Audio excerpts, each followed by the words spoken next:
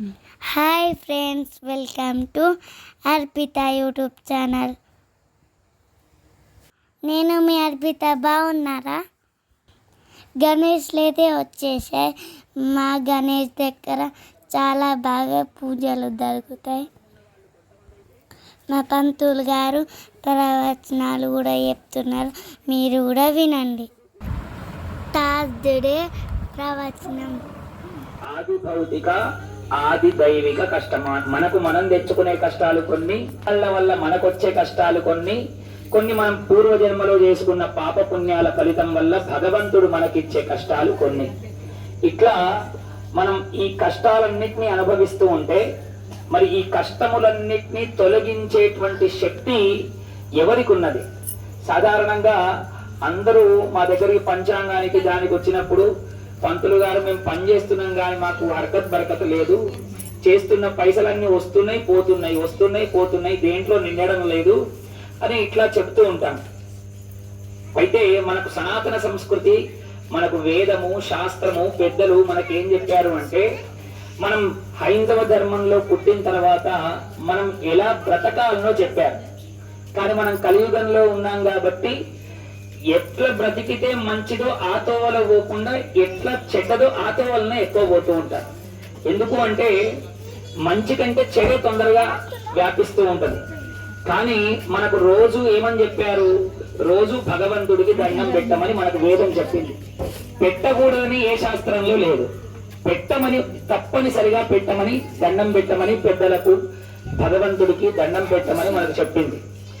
అందుకనే మనకు సనాతన ధర్మంలో మన తాత ముత్తాతల్ని చూసినా పొద్దున లేవంగానే స్నానం కాగానే అమ్మలైతేనేమో ఓ చెంబులో నీళ్లు తీసుకొని ఇంట్లో దేవుడి పూజ కంటే ముందు తులసమ్మకు పూజ చేస్తుండే. అట్లాగే అయ్యది స్నానం కాగానే అదే తులసమ్మ దగ్గరికి పోయి సూర్యుడిని చూస్తూ సూర్యుడికి అర్ఘ్య ప్రదానాలు వదులుతుండే.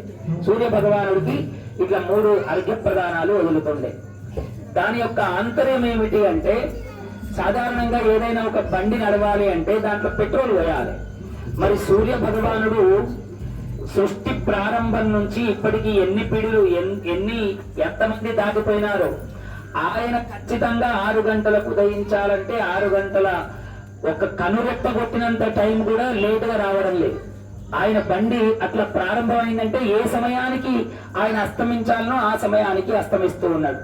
మరి ఆ బండి సూర్యుడి రథం ఎట్లా ఉన్నదట అంటే, సప్తాశ్వరథమారూఢం, 7 గుర్రాల మీద ఉన్నాడు.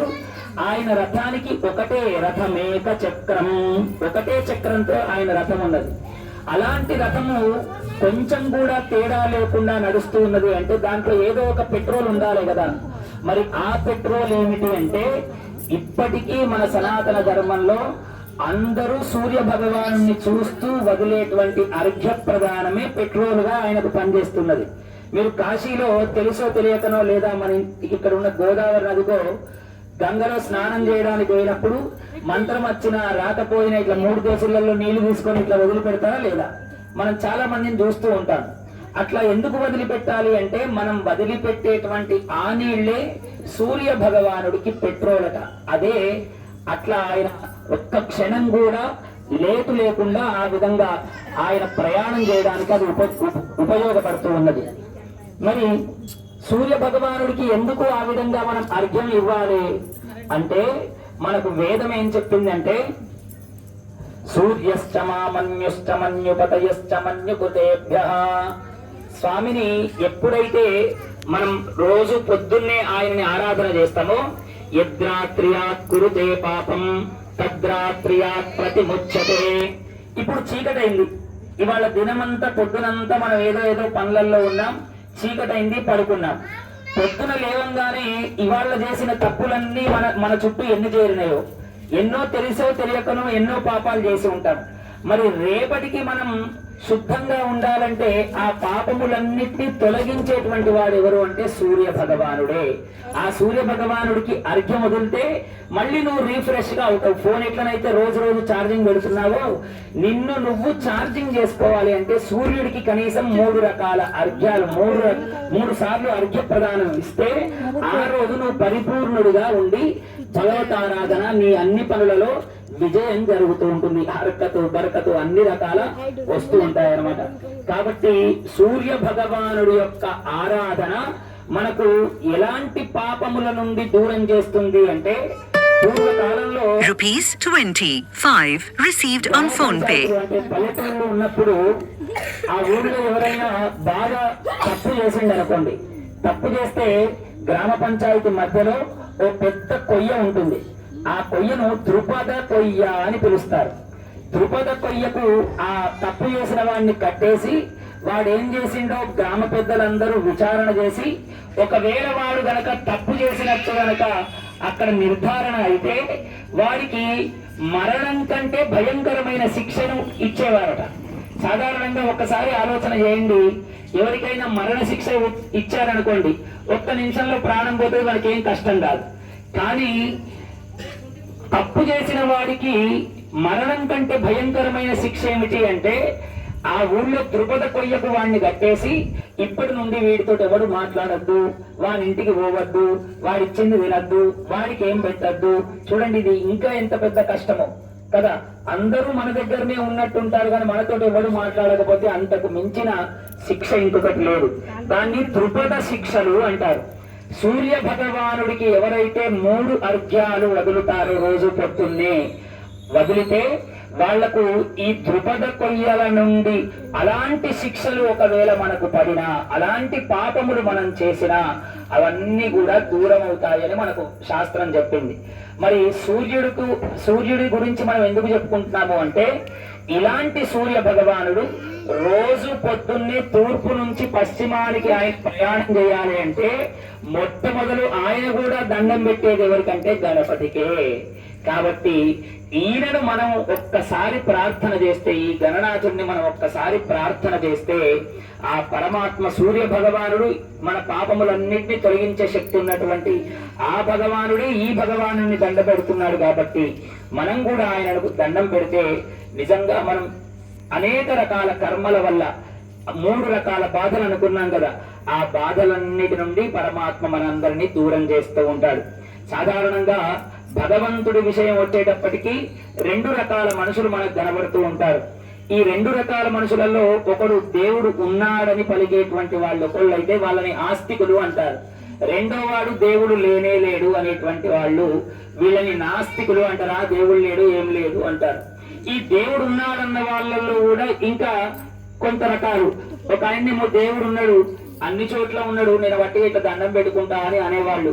లేదు లేదు, నేను దేవుడి దగ్గరికి వెళ్ళి ఆయనకు దండం పెట్టుకుంటా అనే మహాభక్తులు ఇట్లా కొంతమంది. అది ఎట్లా ఉన్నా దేవుడు ఉన్నాడన్న విశ్వాసం ఉన్న వాళ్ళు కొంతమంది అయితే, దేవుడు లేడన్నటువంటి విశ్వాసం ఉన్న వాళ్ళు కొంతమంది ఉంటారు. కానీ భగవంతుడు ఉన్నాడన్న విశ్వాసంతోనే ఉండమని మనకు శాస్త్రం చెప్పింది. అలా విశ్వాసంతో ఎప్పుడైతే ఉంటామో వేదము సూచించినటువంటి మార్గం, ఇటువైపు పోతే నీకు మంచి జరుగుతుంది, ఇటువైపు పోతే చెడు జరుగుతుంది అని ఎవరైనా చెప్పారనుకోండి, మనం మంచి ఎటువైపు ఉన్నదో అటువైపే వెళ్తాం. ఒక ఊళ్ళో 2 తోవలు వచ్చాయనుకోండి, ఓ మనిషి ఎదురై ఇటు సైడ్ పోతే బాగా కాల సర్పాలు, అన్ని ముళ్ళ తోవలు, గుట్టలు, మొత్తం కంకర రాళ్లతో కూడినటువంటి తోవ ఉన్నది. కానీ నువ్వు పోయే ఊరు ఇట్లా పోతే దగ్గర వస్తుంది. ఇక ఈ తోవతోటి పోతే మధ్య మధ్యలో పూల చెట్లు, పళ్ళ తోటలు, మంచి మంచి అద్భుతమైనటువంటి సుగంధం కలిగేటువంటి తోటలు ఇవన్నీ ఉన్నాయి. కానీ ఇట్లా పోతే దూరం అవుతుందో అని చెప్పింది అనుకోండి. ఏ తోవలో నుంచి పోతాం మనం? పాములున్న తోవలో నుంచి ఎవరైనా పోతారా? కంకర రాళ్ళు ముళ్ళున్నటువంటి తోవల నుంచి పోతారా? దూరమైనా సరే మనం అందరం కూడా మంచి తోవలోనే పోతాం. ఇక్కడ నుంచి మనం కారు పట్టుకొని హైదరాబాద్ పోవాలంటే ఇప్పుడు నిర్మల్ ఊర్లో నుంచి ఎవరైనా పోతున్నారా? మంచి రూట్ అని ఇట్లా బైపాస్ మీదకల్లే పోతున్నామా లేదా? మనకెంత దూరం అయినా అట్లాగే పోతూ ఉన్నాం. అంటే ఎవరైనా మంచి తోవలో పోవడానికే చూస్తూ ఉంటారు. ఆ మంచి తోవ మనకు కాస్త దూరమైనప్పటికీ అది ఎప్పటికైనా లాభమే కలిగిస్తుంది. అందుకనే భగవంతుడి పూజ మనకు భగవంతుడి వరకు చేర్చడానికి కొంత సమయం పట్టినా అది ఎన్నటికైనా మంచి తోవలో పోతే ఎంతైతే సుఖం ఉంటుందో ఆ సుఖము తప్పనిసరిగా ఇస్తుంది. ఒక ఊళ్ళో ఇట్లాగే 2 స్నేహితులు ఉన్నారట. వాళ్ళిద్దరూ ఎప్పుడు భగవంతుడి గురించి అసలు ఆలోచించలేదు, భగవంతుడు అంటే వాళ్ళకి ఇష్టం లేదు. కానీ అందులో ఒకడు మాత్రం అట్లా రోజు వెళుతూ వెళుతూ గుడి ముందు నుంచి పోతున్నాడు కాబట్టి వాడు ఒక దండం పెట్టుకుంటూ పోయేవాడట. ఇద్దరు నాస్తికులుగానే ఉన్నారు, దేవుణ్ణి పూర్తిగా నమ్మిన వాళ్ళు కాదు. ఇద్దరు మరణించారు. మరణించిన తర్వాత వాళ్ళిద్దరూ యమలోకానికి వెళితే యమధర్మరాజు విచారణ చేసి ఒకన్నేమో నరకంలోనే ఉంచాడట, ఇంకొకరిని స్వర్గలోకానికి పంపించాడట. ఆ ఇద్దరు అనుకున్నట్ట, మన ఇద్దరం దేవుణ్ణి మొక్కలేదు కదరా, మరి నువ్వు ఎందుకు పోతున్నావు అంటే, ఎందుకైనా మంచిదని నేను రోజు మొక్కుకుంటా, బయట నుంచే మొక్కుకుంటూ పోయినా అన్నట్ట. బయట నుంచి మొక్కితేనే స్వర్గం ఇచ్చాడు భగవంతుడు.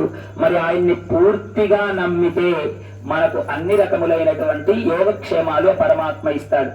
నిజంగా ఇది ఎలాంటిది అంటే, ఇప్పుడు అంతా సోషల్ మీడియా, యూట్యూబ్ లో సబ్స్క్రైబ్ చేయండి, ఒక లైక్ చేయండి, ఇట్లాంటివి మనం బాగా చూస్తూ ఉంటాం.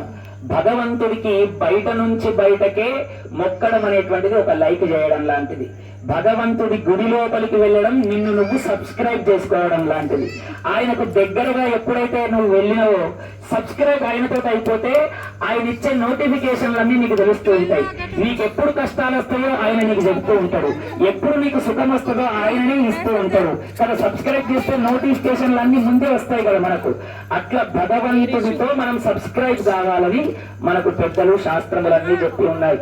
కాబట్టి జీవితంలో మనం 3 రకాల కష్టాలు గాని 30 రకాల కష్టాలు గాని ఏవైనా దూరం కావాలి అంటే భగవంతుడికి ఎంత దగ్గరగా ఉంటే అంత అనుగ్రహాన్ని మనకు భగవంతుడు ఇస్తాడు. ఈ విషయమే ఈ నవరాత్రులలో మనం ఎంత అద్భుతంగా భగవంతుడిని అంగరంగ వైభవంగా కొలుస్తున్నామో. నవరాత్రులు అయిపోయినాక వినాయకుడు ఉండడు అనేటువంటిది ఉండదు. నవరాత్రులు అయిన తర్వాత కూడా వినాయకుడు ఉంటాడు. ఇక్కడ ఉంచుకోవాలి, మన హృదయంలో ఉంచుకోవాలి, ఆయన గురించి తప్పించాలి, ఆరాధించాలి, అర్చించాలి. అలా ఎప్పుడైతే మనం చేస్తామో భగవద్ అనుగ్రహం లభిస్తుంది. జయ గురు గోపాల కృష్ణ భగవానికి జయ, మహారాజ్ కి జయ, గణపతి బప్పా మోరియా, గణపతి బప్పా మోరియా, భారతీయ గణేష్ మండల్ కి జయ. అనంతరాగాది సర్వస్వమోదురాత్రోత్తమ మహద్భవతి సర్వస్యాప్తే సర్వస్వవిత్తే సర్వదేవతేన ఆప్నోతి సర్వం జ్యోతి. దేవ్యస్య దేవ్యాః అనంత భోగోస్తు దేవతా ప్రసాద సిద్ధిచార లోకాః సమస్తాః సుఖినో భవంతు. గజానన మహారాజ్ కి జై.